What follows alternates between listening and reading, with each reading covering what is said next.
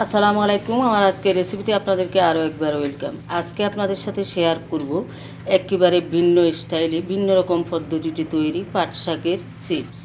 আমরা তো বিভিন্ন রকম চিপস খেয়ে থাকি, চিকেন দিয়ে, আলু দিয়ে। এটা সম্পূর্ণরূপে একেবারে ভিন্ন রকম। আপনারা স্ক্রিনে দেখে নিশ্চয়ই বুঝতে পারছেন কতটা ফুটবলের মতো ফুলে যাচ্ছে তেলে দেওয়ার সাথে সাথে।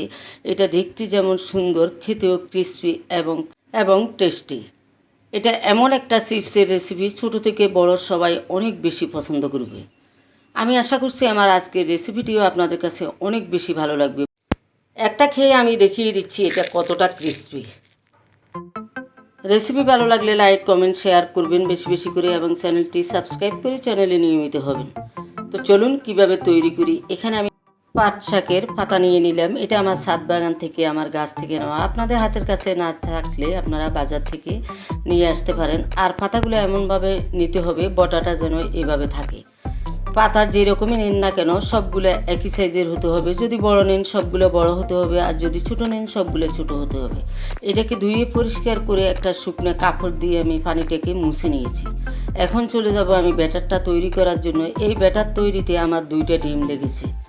তো 2টো ডিম আমি দিয়ে পরিমাণ মতো লবণ দিয়ে দিলাম, দিয়ে একটা হ্যান্ড উইক্সের সাহায্যে মিশিয়ে নিচ্ছি।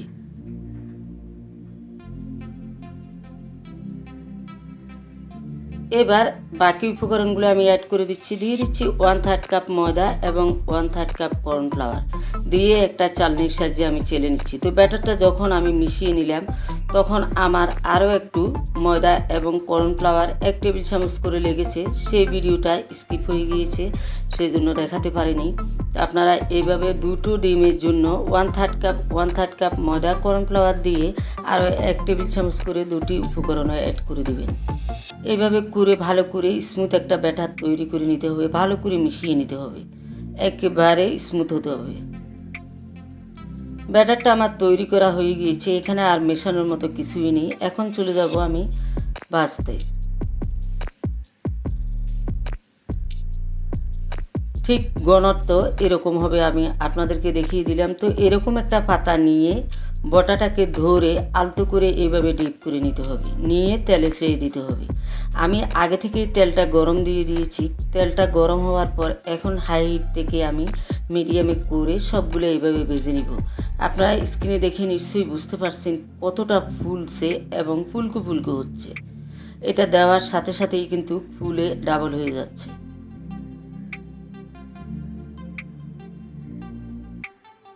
এইভাবে উপর থেকে একটু তেল দিয়ে দিবেন, এতে করে একদম ফুলে ডাবল হয়ে যাবে।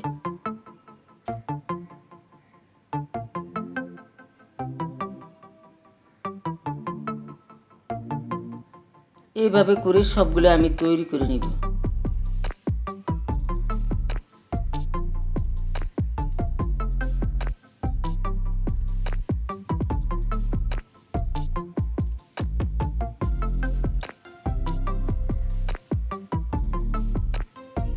ফাইনালি তৈরি করা হয়ে গেল সবগুলো পাট শাকের চিপস। আমি পরিবেশন করে আপনাদেরকে দেখিয়ে দিচ্ছি। আপনারা অবশ্যই বাসায় এই প্রসেসে তৈরি করে খাবেন, খেয়ে কমেন্টে জানাবেন কেমন হয়েছে। বাচ্চারা তো অনেক বেশি পছন্দ করবে, বড়রাও কিন্তু বাদ যাবে না। তো রেসিপি ভালো লাগলে বেশি বেশি করে আপনাদের ফ্রেন্ডস ফ্যামিলির মাঝে শেয়ার দিয়ে ছড়িয়ে দিতে পারেন এবং চ্যানেলটি সাবস্ক্রাইব করে চ্যানেলে নিয়মিত হবেন। সাবস্ক্রাইব করে পাশে থাকা অল অপশানে প্রেস করে রাখবেন পরবর্তী রেসিপির নোটিফিকেশান পাওয়ার জন্য। আগামী রেসিপি দেখার আমন্ত্রণ জানিয়ে আপনাদের কাছ থেকে আজকের মতো বিদায় নিয়ে নিচ্ছি। আপনারা সবাই অনেক অনেক অনেক বেশি ভালো থাকবেন, সুস্থ থাকবেন। আল্লাহ হাফেজ।